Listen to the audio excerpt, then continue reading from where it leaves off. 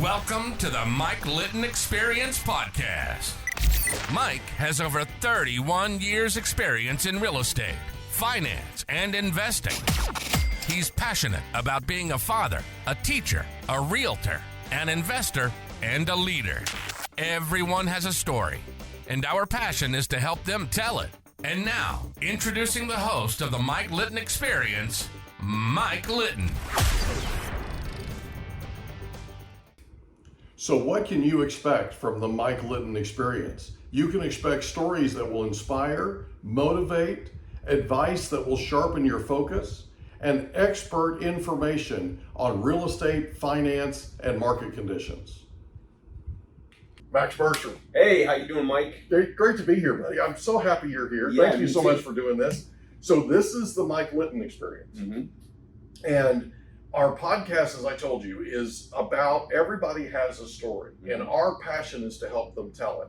And as I was sharing with you before we got started here, we've got some compelling stories, and we're super excited to hear yours. Yeah. Right? So with your permission, what we're going to do is we're going to start from the very beginning. So where were you born? I was born in actually Edina, Minnesota. Okay. Yeah. And where's that? Is that just outside Minneapolis. Chicago? Okay. Yeah, Minnesota. Okay. It's outside Minneapolis. I usually grew up in St. Paul. Okay. But, in California here, when you say St. Paul, people are like, where's that? You say Minneapolis, and they're like, oh, Minneapolis. Yeah. But so the Twin Cities. Yeah, Right? so Minneapolis, St. Paul, these are the Twin Cities, right? Yep. Yeah. Yep, Okay. where it's colder. There you go. Yeah, a little bit. Yeah. And you have what, summer that lasts like 3 days? Yeah. 3-day summer, 9-month winter, and then there's maybe 12 days where the weather's just perfect. Right. That's awesome, man. It's the sweet spot, right? Right. So did you grow up in Edina? Nope, I didn't. By the way, Edina stands for Every Day I Need Attention. I don't know if you've actually been there, but Really? It's pretty ritzy. Okay. And not that I'm against that sort of thing. It's just one of those little quips we used to say about I got you. folks in Edina. But no, I So I they're grew high up in maintenance. St. Paul. Yeah, high maintenance. Exactly. No disrespect, fellow Minnesotans. Yes. So St. Paul, I grew up in St. Paul. Yeah. So born and raised there up until I moved here in 2016. So what made you move here? I came here to pursue my music career. Okay. Actually. So let me ask you this. Yeah. Was there anybody that was sort of the most influential person to you growing up? The most influential person to me growing up? Yeah. I mean, it wasn't teachers. It wasn't really, family members. To be honest, the most influential people for me growing up were songwriters and people in bands that I really admired. However, I mean, my father was a big figure in my life. I thought he was just the coolest guy. He was real sharp, real smart, real put together. Yeah. And my mom taught me how to be kind. Yeah. And that's something I think that the best compliment somebody can give me is that you're a kind person. Yeah. I don't think there's enough of that in the world, I agree. especially right now. I agree. But yeah, so my mom and my dad. But besides that, I mean, all my heroes were the Beatles and Nirvana, and a lot of the bands and stuff. I started playing in bands when I was 9. I started writing songs when I was 11. Really? Yeah, and I've done it my whole life. So. Oh, cool. Yeah. So when you started when you were 9, what was your favorite thing to play? Well, I mean, I was never I'm not the greatest technical guitar player. I didn't start playing guitar to be I'm gonna be like Jimi Hendrix or anything like that. But I had a knack for songwriting. Okay. And so that's what I used to do. I mean, I would write songs, and then I formed my first band when I was 10. Wow. And what'd you play? I did. I write songs. I play rhythm guitar, and I'm the lead singer. Okay. Yeah. Cool. And I played in all kinds of bands. The one right now that's in San Diego is called Avenue Army. Okay. We're actually playing tonight, believe it or not, at the Holding Company in Ocean Beach. Okay. And yeah, so I've done national touring, regional touring.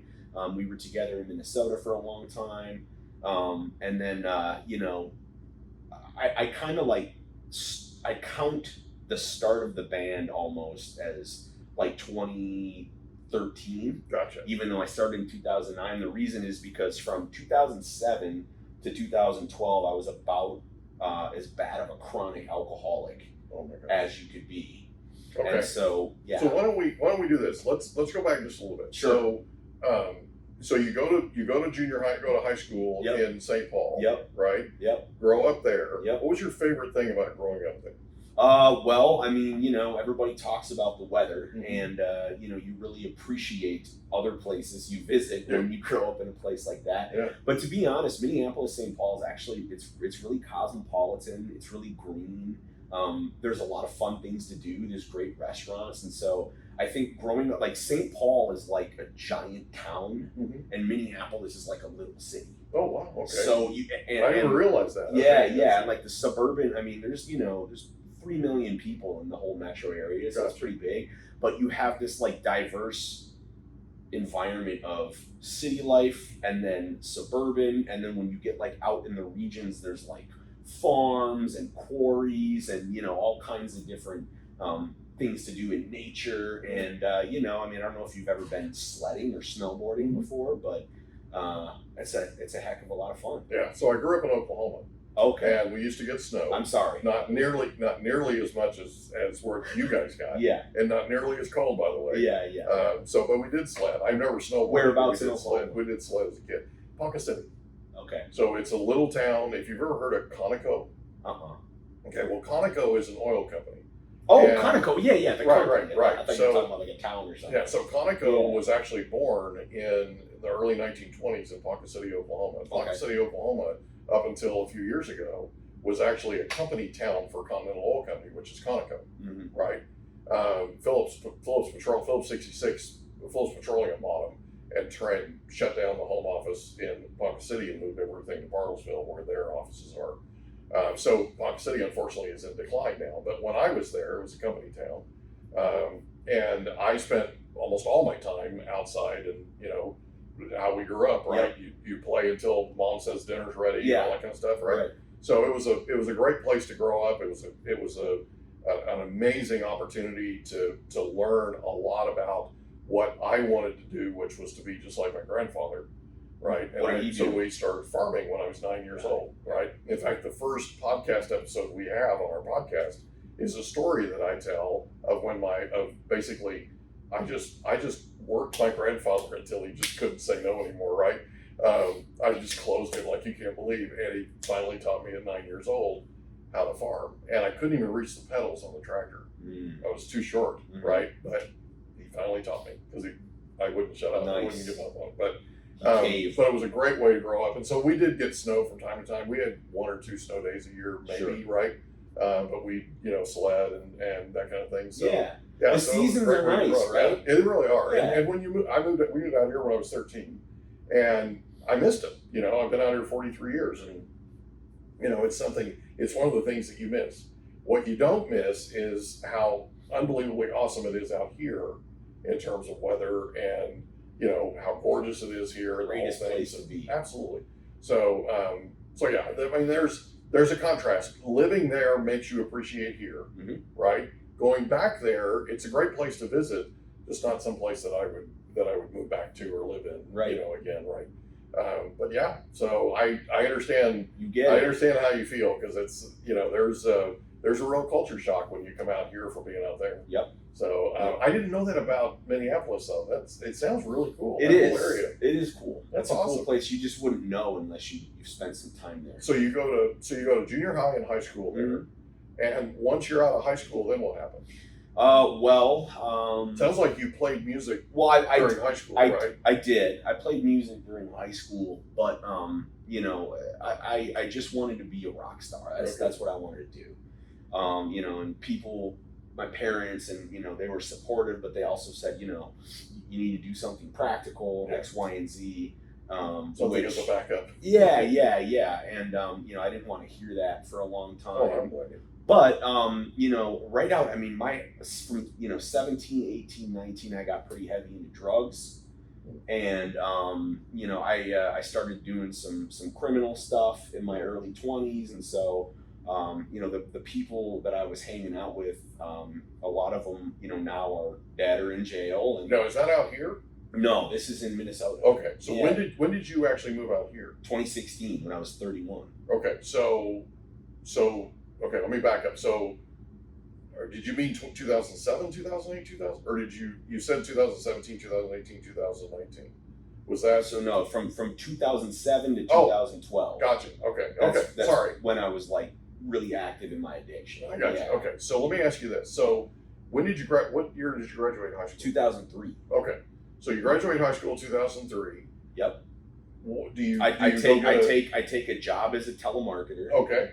I'm living with a couple of buddies. Okay. And for the next 2 years, I bounce around jobs that are dead end. Okay. And I'm doing drugs and I'm doing criminal stuff.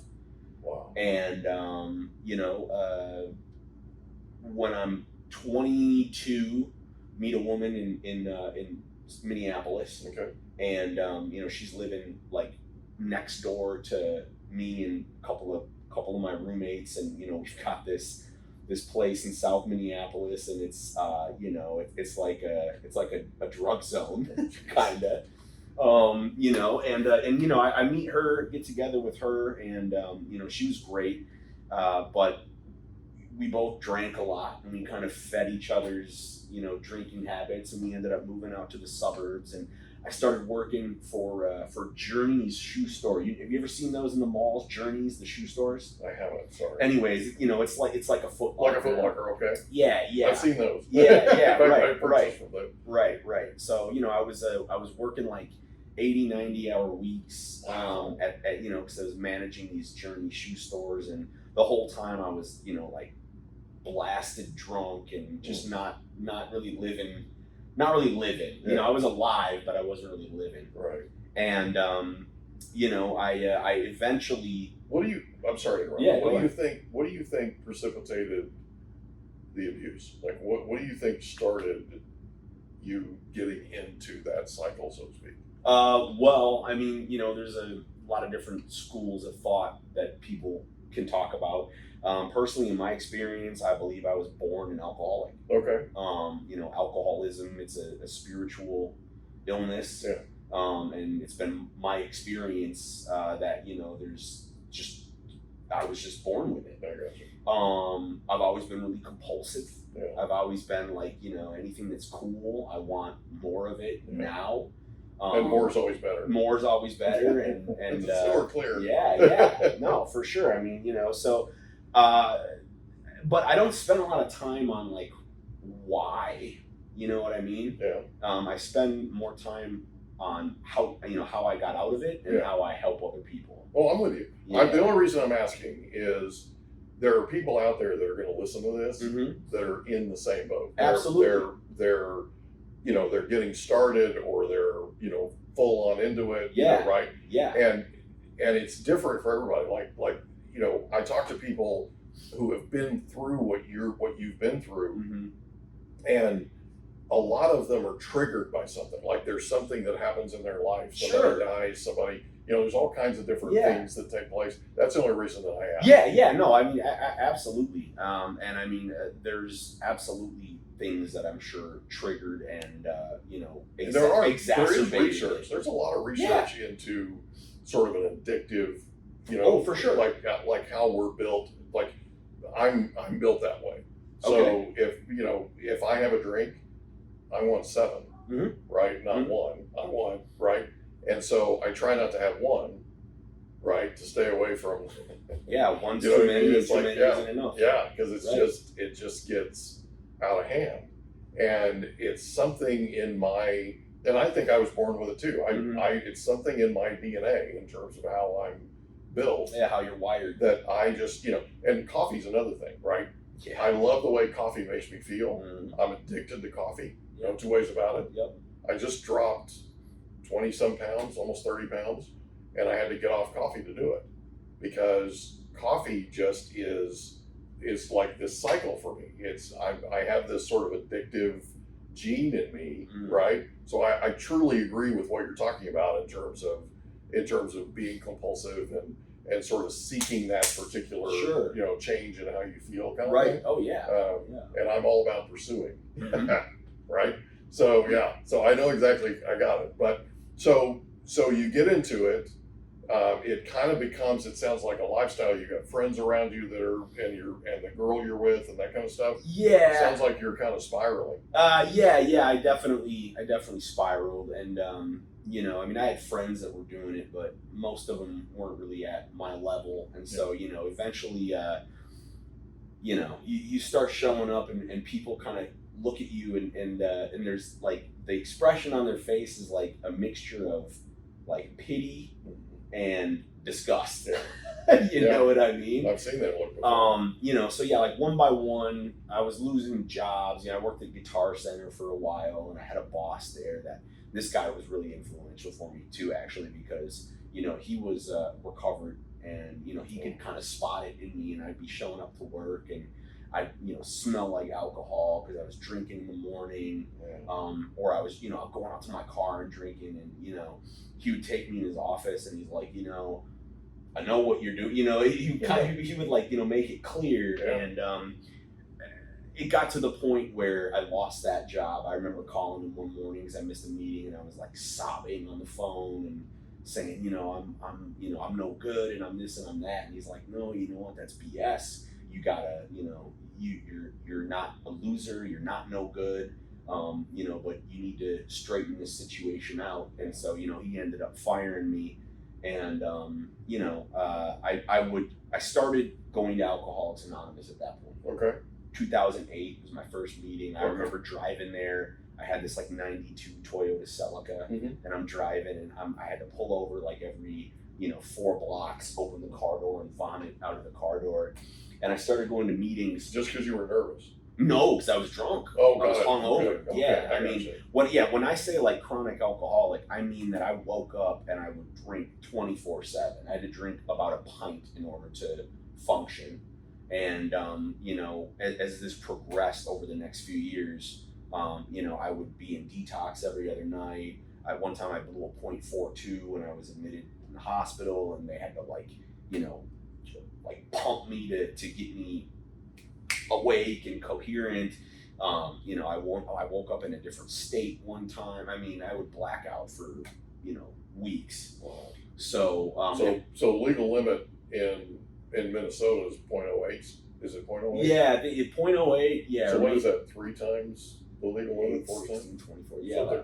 Four times? Yeah. I mean, at least. At least, yeah. 5 actually. Yeah. 5 times. 5 times the legal limit. 5 times the legal limit. Yeah. Oh my goodness. You know, and so, you know, I went to AA, but that didn't really catch. I mean, you know, I rode the relapse roller coaster for a while, and then I went to outpatient treatment centers and inpatient treatment centers, and it didn't click for me until I was in Fairview Medical Treatment Center, which is it's a hospital in Minneapolis, and they have a treatment and inpatient treatment center. Yeah. And you get to make phone calls every day if you want. And I called my stepmom, and my stepmom had said, you know, I'm glad things are going well for you in treatment, but I got to tell you, we found out that your dad has cancer. Oh my gosh. Yeah. So my dad got bladder cancer in May of 2012, and I got out of the hospital. You know, done with treatment. I went back to work. At this point, I think I was working at like a gas station. You know what I mean? Like whatever I could get.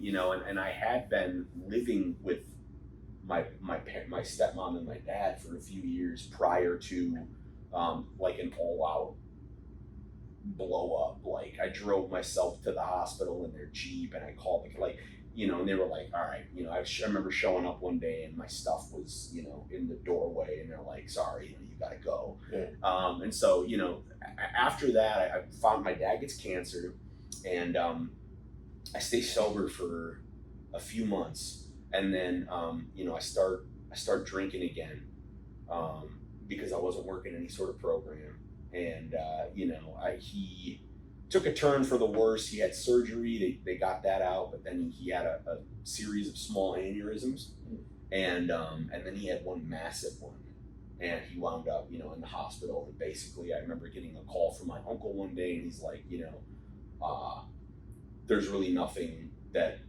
they can do besides keep him comfortable.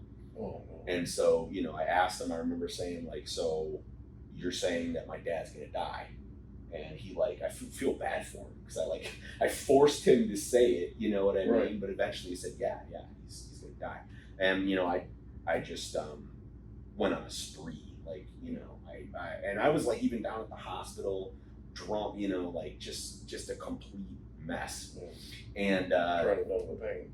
yeah, absolutely. And so he did pass away, and his funeral was at the cathedral in St. Paul. And he was a judge. My stepmother was a lawyer, very successful lawyer. And they had the funeral at the cathedral, which is this really big, cool building, this historical building. And I couldn't even make it. We went to the funeral, went to the reception, but I'm withdrawn, something terrible. And not to mention, the night before, I had taken a whole bottle of benzos, left my car on, and shut my garage door, trying to commit suicide. Yeah. And luckily, I got a phone call from a guy who became my sponsor, pretty much just in time. And he's like, open the door. We hope you enjoyed another episode of the Mike Litton Experience. If you did, do us a favor, smash that subscribe button, tell your friends, family, and coworkers about our program, and wherever you get your podcasts, please leave us a rating. It helps us to connect with quality people just like you. And that's a wrap. Another episode of the Mike Litton Experience in the books. Reach out to Mike on Instagram at Litton Realty. Want to meet with Mike? Check out calendly.com/Rio760.